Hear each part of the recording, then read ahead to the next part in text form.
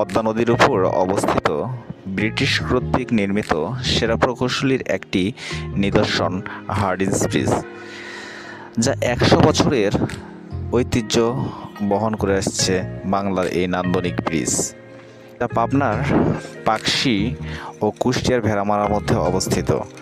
তৎকালীন viceroy Lord হার্ডিঞ্জের নামে এর নামকরণ করা হয়। সম্পূর্ণ ব্রিজটি ইস্পাত নির্মিত, প্রায় ২.৫ কিলোমিটার দীর্ঘ।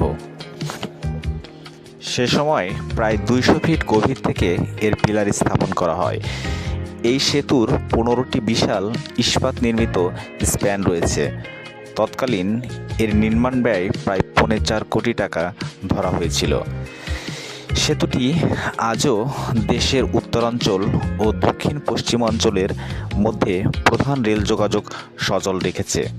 বর্তমানে হার্ডিঞ্জ ব্রিজ একটি অন্যতম জনপ্রিয় পর্যটন স্থান, যেখানে প্রতিদিন শত শত মানুষ এই নান্দনিক স্থাপত্য দেখতে আসেন।